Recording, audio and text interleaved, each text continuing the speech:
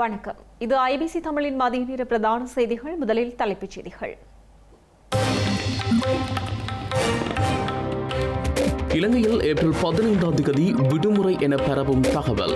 விளக்கமளித்த அரசாங்க தகவல் திணைக்களம். காணாமல் ஆக்கப்பட்ட விடயத்தில் நீதியை வழங்குவோம் என்கிறார் பிரதமர். பொறிமுறைகளில் மக்களுக்கு நம்பிக்கை இல்லை எனவும் கருத்து. பட்டளந்த வதை முகாம் ஆணைக்குழு அறிக்கை மீது இன்று விவாதம். ரணில் மீது குற்றச்சாட்டுகளின் பின்னணியில் முக்கியம் பெறும் அமர்வு. உள்ளூராட்சி வேட்பாளர்களுக்கு மகிழ்ச்சி செய்தி. பெரும்பாலான வேட்புமனுக்களை ஏற்க மேன்முறையீட்டு நீதிமன்றம் உத்தரவு. வங்கியில் வைப்பிலிடப்படும் அரச ஊழியர்களுக்கான சம்பள உயர்வு சில தாமதங்கள் ஏற்படலாம் எனவும் அரசாங்கம் அறிவிப்பு. பாமக தலைவர் பதவியில் இருந்து அன்புமணி நீக்கம். அதிரடியாக பொறுப்பை தன்வசம் எடுத்த ராமதாஸ். தீவிரமாகும் சீன அமெரிக்க வர்த்தக போர். வரி இடைநிறுத்த அறிவிப்பால் ஆசிய பங்குச் சந்தைகள் உயர்வு.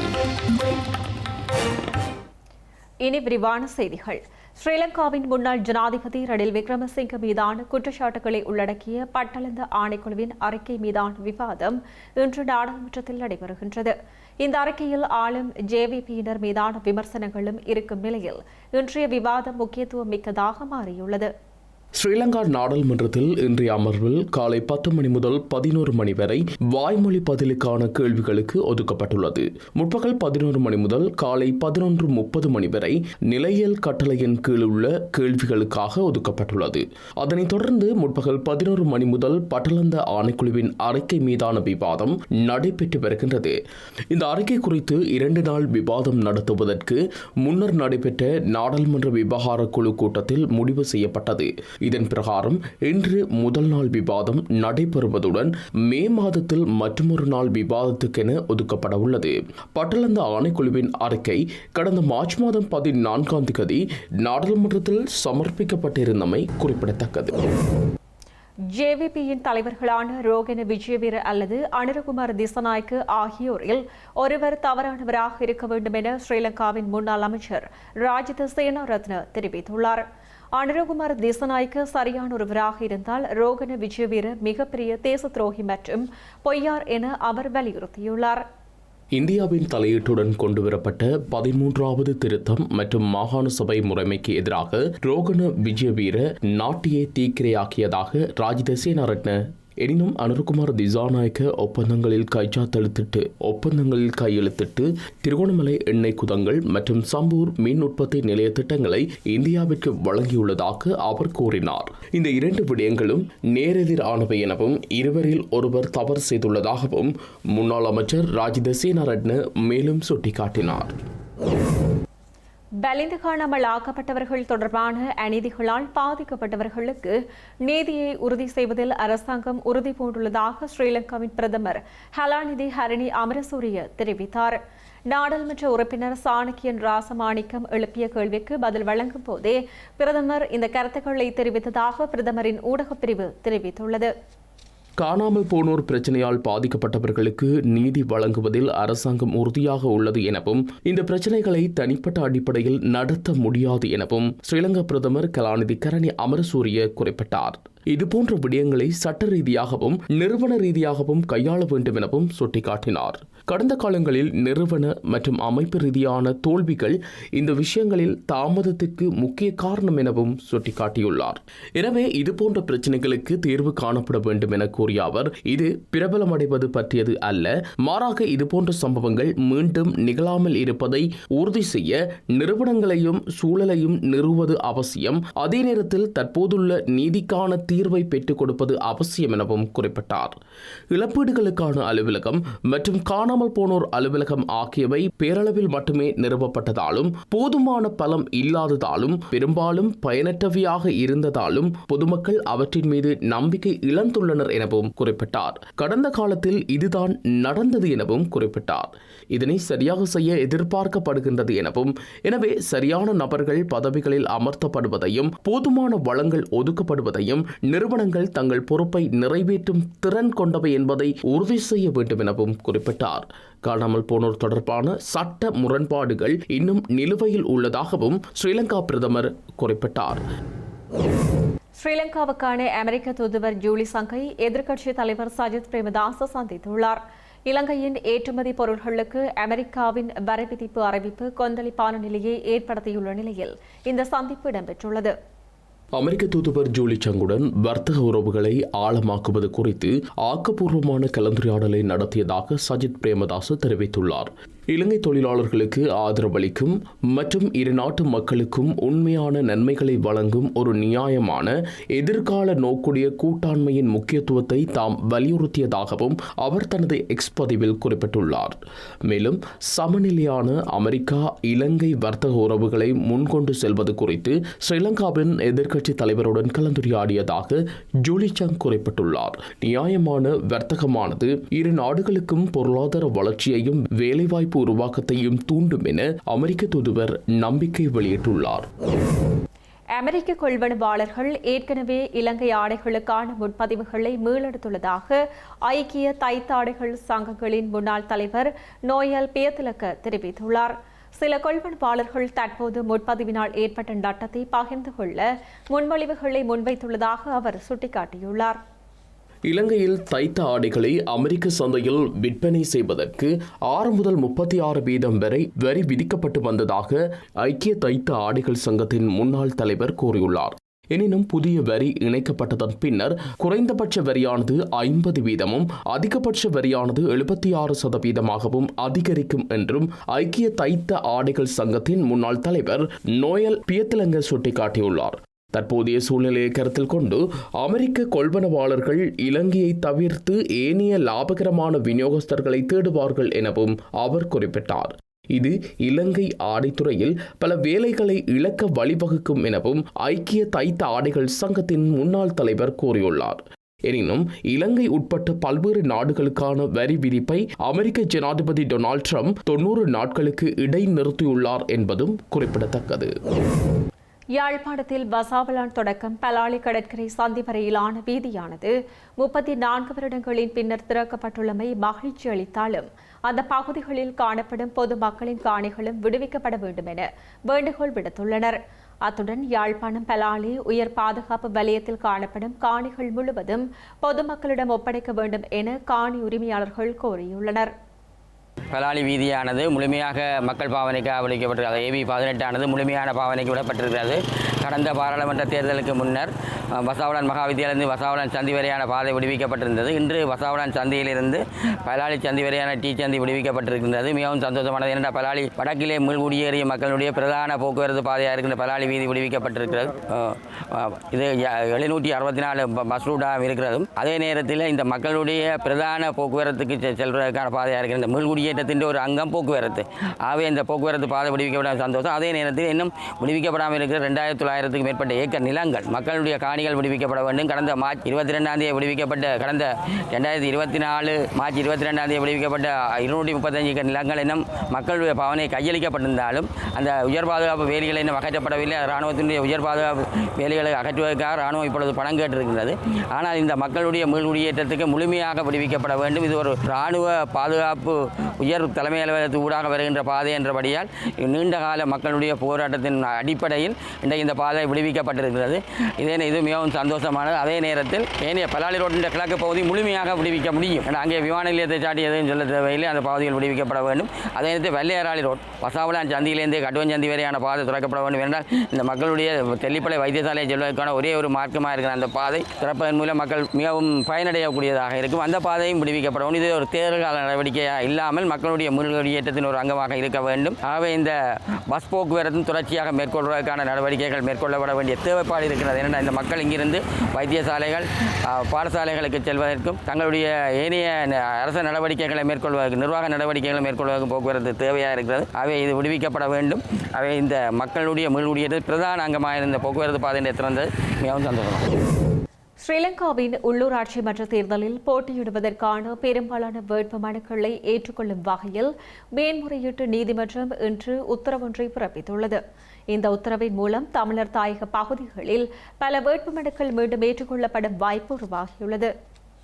உள்ளூராட்சி மன்ற தேர்தலில் தாக்கல் செய்யப்பட்ட வேட்புமனுக்கள் நிராகரிக்கப்பட்டமைக்கு எதிராக அரசியல் கட்சிகள் மற்றும் சுயாதீன குழுக்கள் தாக்கல் செய்த மனுக்கள் இன்று மேன்முறையீட்டு நீதிமன்றத்தில் விசாரணைக்கு எடுத்துக் கொள்ளப்பட்டது. நீதிமன்றத்தின் பதில் தலைவரான நீதியரசர் முகமது லாபர் தாகிர் மற்றும் பிரியந்த பெர்னாண்டோ ஆகியோர் அடங்கிய நீதியரசர் அமர்வு நிராகரிக்கப்பட்ட ஏறத்தாழ 35 வேட்புமனுக்களை மீண்டும் ஏற்றுக்கொள்ளுமாறு உத்தரவிட்டுள்ளது.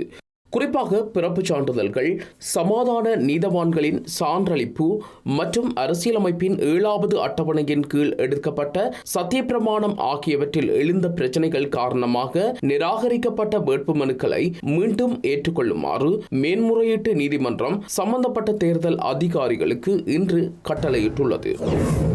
ஸ்ரீலங்காவின் பதவி இடைநிறுத்தப்பட்ட காவல்துறை மா அதிபர் தேசபந்து தென்னகோன் இன்று மீண்டும் மாத்தறை நீதவான் நீதிமன்றில் முன்னிலைப்படுத்தப்பட்டுள்ளார். கடந்த மார்ச் 19ஆம் தேதி நீதிமன்றத்தில் சரணடைந்த தேசபந்து தென்னகோன் இன்று வரை விளக்கமறியலில் வைக்கப்பட்டிருந்தார். வெலிகம பகுதியில் கடந்த 2023ஆம் ஆண்டு விடுதியொன்றிற்கு அருகில் நடந்த துப்பாக்கிச் சூட்டு சம்பவம் தொடர்பாக பிடியாணை பிறப்பிக்கப்பட்டிருந்த தேசபந்து தென்னகோன் சுமார் 20 நாட்கள் தலைமறைவாகிய பின்னர் மனு ஒன்றை சமர்ப்பித்து நீதிமன்றத்தில் சரணடைந்தார். இதனைத் தொடர்ந்து சந்தேக நபரை இன்று வரை விளக்கமறியலில் வைக்க மாத்தறை நீதவான் உத்தரவிட்டிருந்த நிலையில் மீண்டும் நீதிமன்றத்தில் முன்னிலைப்படுத்தப்பட்டுள்ளார். இதற்கிடையில் தவறான நடத்தை மற்றும் அதிகார துஷ்பிரயோக குற்றச்சாட்டுகளில் தேசபந்து தென்னகோனை காவல்துறை மா அதிபர் பதவியில் இருந்து நீக்குவதற்கான விசாரணை குழுவை நியமிக்கும் தீர்மானம் நேற்று முன்தினம் செவ்வாய்க்கிழமை நாடாளுமன்றத்தில் நிறைவேற்றப்பட்டமை குறிப்பிடத்தக்கது. ஸ்ரீலங்காவின் கடந்த வரவு செலவு திட்டத்தில் அரசு ஊழியர்களுக்கு அதிகரிக்கப்பட்ட சம்பளமானது இன்று வங்கிகளில் வைப்பிலிடப்படும் என அறிவிக்கப்பட்டுள்ளது. அதிகரிக்கப்பட்ட சம்பளத்தை இன்று வைப்பிலிட முடியாத பட்சத்தில் அந்த நிலுவைத் தொகையை எதிர்வரும் 25ஆம் தேதி வங்கியில் வைப்பிலிடுமாறு அனைத்து அரசு நிறுவனங்களுக்கும் பொது நிர்வாக அமைச்சு அறிவித்துள்ளது. சம்பள தவறுகள் உள்ளிட்ட விடயங்களின் சரிபார்ப்புகளின் பின்னர் சம்பள மீளாய்வு செய்யப்படுவதால் சில தாமதங்கள் ஏற்படக்கூடும் எனவும் அரசாங்கத்தின் பேச்சாளர் ஒருவர் கூறியுள்ளார். காவல்துறையினருக்கு தனியான சம்பள கட்டமைப்பை வகுப்பதற்கான ஏற்பாடுகள் தற்போது நடைபெற்று வருவதாக ஸ்ரீலங்கா அரசாங்கம் அறிவித்துள்ளது. நாடாளுமன்றில் இன்று கேள்வி ஒன்றுக்கு பதில் வழங்கும் போதே பொது பாதுகாப்பு மற்றும் நாடாளுமன்ற விவகார அமைச்சர் ஆனந்த விஜயபால இதனை தெரிவித்துள்ளார். ஸ்ரீலங்காவின் பதில் காவல்துறை மா அதிபர் ஏற்கனவே பொருத்தமான சம்பள கட்டமைப்பு வரைவை தயாரித்துள்ளதாகவும் ஆனந்த விஜயபால சுட்டிக்காட்டினார். 2026ஆம் ஆண்டு வரவு செலவு திட்ட முன்மொழிவுகளுடன் தொடர்புபட்டதாக சம்பள கட்டமைப்பை முன்வைப்பதற்கான சாத்தியக்கூறுகளை ஆராயும் வகையில் நிதியமைச்சகத்துடன் கலந்துரையாடல்கள் நடைபெற்று வருவதாகவும் அமைச்சர் கூறினார். காவல்துறை சேவையில் உள்ள ஏராளமான பிரச்சினைகளை தீர்க்க அரசாங்கம் தற்போது பணிகளை முன்னெடுத்து வருவதாகவும் அமைச்சர் குறிப்பிட்டார். காவல்துறையினரை அரசியல் மயமாக்குவதை முற்றிலுமாக ஒழிக்க நடவடிக்கை எடுக்கப்பட்டுள்ளதாக கூறிய அமைச்சர் கிராமங்களின் பாதுகாப்புகளுக்காக செயற்குழுக்களை நிறுவுவதே அரசாங்கத்தின் நோக்கம் எனவும் கூறினார். ஸ்ரீலங்கா அரசாங்கத்தினால் ஏப்ரல் மாதம் 15ஆம் தேதி விடுமுறை தினமாக அறிவிக்கப்பட்டுள்ளதாக சமூக ஊடகங்களில் செய்தி ஒன்று பரப்பப்பட்டு வருகின்றது. ஏற்கனவே எதிர்வரும் 11ஆம் தேதி சனிக்கிழமை முதல் 14ஆம் தேதி வரை தொடர் விடுமுறை காணப்படும் நிலையில் இவ்வாறான செய்தி ஒன்று வெளியாகியுள்ளது. ஸ்ரீலங்கா அரசாங்க தகவல் திணைக்களத்தின் கடித தலைப்புடன் விடுமுறை அறிவிப்பு தொடர்பான தகவல் வெளியாகியுள்ளது. எனினும் ஏப்ரல் 15ஆம் தேதியை பொது விடுமுறையாக அறிவிப்பது குறித்து அரசாங்கம் இன்னும் எந்த அதிகாரப்பூர்வமான அறிவிப்பையும் வெளியிடவில்லை என தெரிவிக்கப்பட்டுள்ளது. இந்த செய்தி புனையப்பட்ட ஒன்று எனவும் ஸ்ரீலங்காவின் அரசாங்க தகவல் திணைக்களம் அறிவித்துள்ளது. தமிழ் சிங்கள புத்தாண்டை முன்னிட்டு சொந்த இடங்களுக்கு செல்லும் மக்களுக்கான போக்குவரத்து சேவைகள் இன்று முதல் ஆரம்பிக்கப்பட்டுள்ளன. அந்த வகையில் மேலதிக பேருந்து மற்றும் தொடருந்து சேவைகள் முன்னெடுப்பதாக ஸ்ரீலங்கா போக்குவரத்து சபையின் பிரதி முகாமையாளர் PHRT சந்திரசேகர் குறிப்பிட்டுள்ளார். புறக்கோட்டை தொடருந்து நிலையத்திலிருந்து பதுளை, பெலியத்தை, திருகோணமலை, கண்டி, அனுராதபுரம் மற்றும் காலி ஆகிய இடங்களுக்கு 40 மேலதிக தொடருந்து சேவைகள் இயக்கப்படுவதாக தொடருந்து திணைக்களம் தெரிவித்துள்ளது. கிராமப்புறங்களுக்கு பயணிக்கும் மக்களுக்காக மேலதிக போக்குவரத்துகள் இயக்கப்பட்டுள்ளதாக பேருந்து உரிமையாளர்கள் சங்கத்தின் தலைவர் கெம்னு விஜயரத்ன கூறியுள்ளார். இதற்கிடையில் கடந்த ஆண்டு புத்தாண்டு காலத்துடன் ஒப்பிடும்போது இந்த ஆண்டு பட்டாசு விபத்துகள் குறைந்துள்ள போதிலும் வாகன விபத்துகளின் போக்கு அதிகரித்துள்ளதாக சுகாதார அதிகாரிகள் சுட்டிக்காட்டியுள்ளனர். இலங்கையில் உள்ள ஆறுகள் மற்றும் கடலில் மிதக்கும் விடுதிகளை தமது அரசாங்கம் அமைக்கும் என ஸ்ரீலங்காவின் பிரதி அமைச்சர் நளின் கேவகே தெரிவித்துள்ளார். தேசிய மக்கள் சக்தியினால் ஏற்பாடு செய்யப்பட்ட பொது மக்கள் சந்திப்பில் பங்கேற்று உரையாற்றிய போதே அவர் இதனை கூறியுள்ளார். கழுகங்கை மற்றும் கடலில் மிதக்கும் விடுதிகளை அமைப்பது குறித்து சவுதி அரேபியா முதலீட்டாளர் ஒருவருடன் கலந்துரையாடல்கள் நடத்தப்பட்டுள்ளதாக தொழிற்கல்வி பிரதி அமைச்சர் கூறியுள்ளார். தற்போது மாலைதீவில் மிதக்கும் விடுதிகள் நிர்மாணிக்கப்பட்டுள்ளதாக ஸ்ரீலங்காவின் பிரதி அமைச்சர் நளின் கேவகே குறிப்பிட்டுள்ளார். ஏற்கனவே தேசிய மக்கள் சக்தி அரசாங்கம் ஆட்சியை பொறுப்பேற்ற போது இருந்த அந்நிய செலாவணி கையிருப்பு தொடர்பாக தவறான தகவல்களை வெளியிட்டார் என நளின் கேவகே மீது விமர்சனங்களும் முன்வைக்கப்பட்டிருந்தமையும் குறிப்பிடத்தக்கது. இலங்கையில் முதற்கட்டமாக மேற்கொள்ளப்பட்ட விலங்கு கணக்கெடுப்பை முழுமையானதாகவும் துல்லியமானதாகவும் கருத முடியாததால் அரசாங்கம் மற்றொரு விலங்கு கணக்கெடுப்பை நடத்த எதிர்பார்த்ததாக ஸ்ரீலங்கா விவசாய அமைச்சர் கேடி லால்காந்த தெரிவித்துள்ளார். கண்டி மாவட்ட அபிவிருத்தி குழு கூட்டத்தின் பின்னர் அவர் இதனை கூறியுள்ளார். உலகில் பெரும்பாலான நாடுகள் விலங்கு கணக்கெடுப்பை நடத்திய பிறகு விலங்கு மேலாண்மை திட்டங்களை மேற்கொள்கின்றன. அதனை எமது அரசாங்கமும் செய்ய எதிர்பார்க்கிறது. ஆஸ்திரேலியாவில் துல்லியமான விலங்கு தொகை கணக்கெடுப்புக்கு பின்னர் கங்காருக்கள் மீது விலங்கு மேலாண்மையை மேற்கொள்கின்றனர். இலங்கை ஒருபோதும் விலங்கு கணக்கெடுப்பை மேற்கொள்ளவில்லை. சமீபத்தில் நடத்தப்பட்ட மக்கள் விலங்கு கணக்கெடுப்பையும் முற்றிலும் துல்லியமானதாக கருத முடியாது. விலங்கு கணக்கெடுப்பு முடிந்த பின்னர் குரங்குகள் போன்ற விலங்குகள் மீதான மேலாண்மை திட்டத்தை மேற்கொள்ள அரசாங்கம் எதிர்பார்க்கிறது. கட்டுநாயக்க சர்வதேச விமான நிலையத்தில் கைத்துப்பாக்கி மற்றும் 12 தோட்டாக்களுடன் ஒருவர் கைது செய்யப்பட்டுள்ளார். கட்டுநாயக்க சர்வதேச விமான நிலையத்திலிருந்து வெளியேறும் பகுதியில் கடமையில் இருந்த அதிகாரிகளுக்கு கிடைத்த தகவலின் அடிப்படையில் நேற்று இரவு குறித்த நபர் கைது செய்யப்பட்டதாக ஸ்ரீலங்கா காவல்துறை ஊடக பிரிவு தெரிவித்துள்ளது. கைது செய்யப்பட்ட நபர் ரத்மலானை பகுதியைச் சேர்ந்த 41 வயதுடையவர் எனவும் தெரியவந்துள்ளது. கைது செய்யப்பட்ட சந்தேக நபரிடம் இருந்து ஒரு கைத்துப்பாக்கி, 12 தோட்டாக்கள் மற்றும் தோட்டாக்கள் அடங்கிய மெகசின் என்பனவும் கைப்பற்றப்பட்டுள்ளன. சந்தேக நபர் கடந்த 2018 ஆண்டு டிசம்பர் மாதம் 20ஆம் தேதி கல்கிசை பகுதியில் நடந்த துப்பாக்கிச் சூட்டு சம்பவம் தொடர்பாக இதற்கு முன்னர் கைது செய்யப்பட்டிருந்ததாக ஆரம்பகட்ட விசாரணைகளில் தெரியவந்துள்ளது.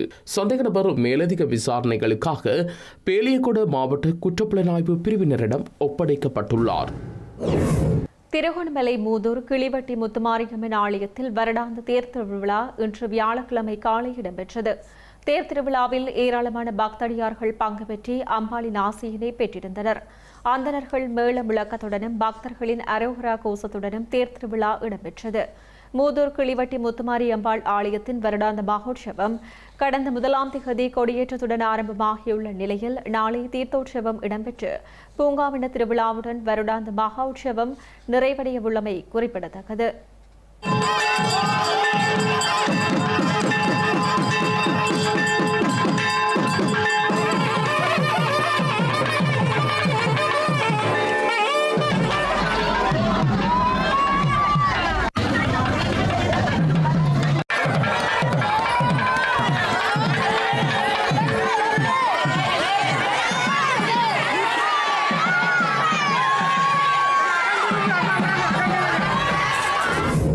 பாட்டாளி மக்கள் கட்சியின் தலைவர் பொறுப்பில் இருந்து தனது மகனான மருத்துவர் அன்புமணியை நீக்குவதாக அதன் நிறுவனர் மருத்துவர் ராமதாஸ் அறிவித்துள்ளார். இந்த அறிவிப்பு அரசியல் வட்டாரத்தில் பரபரப்பை ஏற்படுத்தியுள்ளது. பாட்டாளி மக்கள் கட்சியின் நிறுவனர் வைத்தியர் ராமதாஸ் மற்றும் அவரது புதல்வரும் தலைவருமான அன்புமணி ராமதாஸ் ஆகியோருக்கு இடையே மேடையில் பகிரங்க முரண்பாடு ஏற்பட்டிருந்தது. கடந்த சில மாதங்களுக்கு முன்னர் இடம்பெற்ற இந்த சம்பவத்தை தொடர்ந்து பாமக நிர்வாகிகள் இருவரையும் சந்தித்து பேசி சமாதானம் செய்தனர். இந்த நிலையில் இன்று ஊடகவியலாளர்களை சந்தித்த பாட்டாளி மக்கள் கட்சியின் நிறுவனர் ராமதாஸ் இனி பாமக தலைவர் தாமே என அறிவித்துள்ளார். மேலும் பாமக தலைவர் பதவியை தானே எடுத்துக்கொள்வதாகவும் பாமக தலைவராக இருந்த அன்புமணியை செயல் தலைவராக நியமிப்பதாகவும் தெரிவித்தார். தலைவராக பொறுப்பேற்பதற்கு நிறைய காரணங்கள் உள்ளன எனவும் அந்த காரணத்தை பகிரங்கமாக கூற முடியாது எனவும் சுட்டிக்காட்டினார்.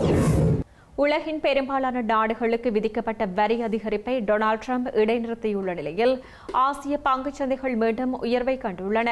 எனினும் சீனாவில் இருந்து இறக்குமதி செய்வதற்கான வரியை 125% டொனால்ட் ட்ரம்ப் உயர்த்தியுள்ளார். அமெரிக்க ஜனாதிபதியின் புதிய வரி அதிகரிப்பு அறிவிப்பை அடுத்து உலகளாவிய ரீதியில் உள்ள பங்குகள் வீழ்ச்சி கண்டு வந்தன. இது அமெரிக்காவின் பொருளாதாரத்திலும் சுருக்கத்தை ஏற்படுத்தும் என அச்சம் வெளியிடப்பட்டிருந்தது. இந்த நிலையில் அமெரிக்க பொருட்களுக்கு அதிக வரி விதிக்கும் நாடுகளுக்கு அறிவிக்கப்பட்ட வரி அதிகரிப்பை 90 நாட்களுக்கு இடைநிறுத்துவதாக டொனால்ட் ட்ரம்ப் அறிவித்துள்ளார். எனினும் மரியாதை கொடுக்க தவறியதாக தெரிவித்து சீனாவுக்கான வரியை 125% உயர்த்துவதாக அவர் குறிப்பிட்டார். இந்த அறிவிப்பானது அமெரிக்கா மற்றும் சீனாவிற்கு இடையிலான வர்த்தக போரை தீவிரப்படுத்தியுள்ளது. இந்த நிலையில் எந்த ஒரு ஆத்திரமூட்டல் நடவடிக்கைகளையும் கண்டு தாம் அஞ்சப்போவதில்லை என சீன வெளிவிவகார அமைச்சின் பேச்சாளர் குறிப்பிட்டுள்ளார். அமெரிக்காவின் போர் எவ்வளவு காலம் நீடித்தாலும் தாம் ஒருபோதும் அடிபணிய போவதில்லை என கொரிய போரின் போது மாவோ சேதுங் தெரிவித்த காணொலியையும் அவர் தனது சமூக வலைதளத்தில் பகிர்ந்துள்ளார். செய்திகளின் நிறைவாக மீண்டும் தலைப்புச் செய்திகள். இலங்கையில் ஏப்ரல் 15 விடுமுறை என பரவும் தகவல். விளக்கமளித்த அரசாங்க தகவல் திணைக்களம். காணாமல் ஆக்கப்பட்ட விடயத்தில் நீதியை வழங்குவோம் என்கிறார் பிரதமர். பொறிமுறைகளில் மக்களுக்கு நம்பிக்கை இல்லை எனவும் கருத்து. பட்டளந்த வதை முகாம் ஆணைக்குழு அறிக்கை மீது இன்று விவாதம். ரணில் மீது குற்றச்சாட்டுகளின் பின்னணியில் முக்கியம் பெறும் அமர்வு. உள்ளூராட்சி வேட்பாளர்களுக்கு மகிழ்ச்சி செய்தி. பெரும்பாலான வேட்புமனுக்களை ஏற்க மேன்முறையீட்டு நீதிமன்றம் உத்தரவு. வங்கியில் வைப்பிலிடப்படும் அரசு ஊழியர்களுக்கான சம்பள உயர்வு சில தாமதங்கள் ஏற்படலாம் எனவும் அரசாங்கம் அறிவிப்பு. பாமக தலைவர் பதவியில் இருந்து அன்புமணி நீக்கம். அதிரடியாக பொறுப்பை தன்வசம் எடுத்த ராமதாஸ். தீவிரமாகும் சீன அமெரிக்க வர்த்தக போர். வரி இடைநிறுத்த அறிவிப்பால் ஆசிய பங்குச் சந்தைகள் உயர்வு. இத்துடன் ஐபிசி தமிழ் தொலைக்காட்சியின் மதிய நேர பிரதான செய்திகள் நிறைவு பெற்றன. உடனுக்குடன் செய்திகளை அறிந்து கொள்ள ibctamil.com என்ற நமது இணையதளத்தை பார்வையிடுங்கள். வணக்கம்.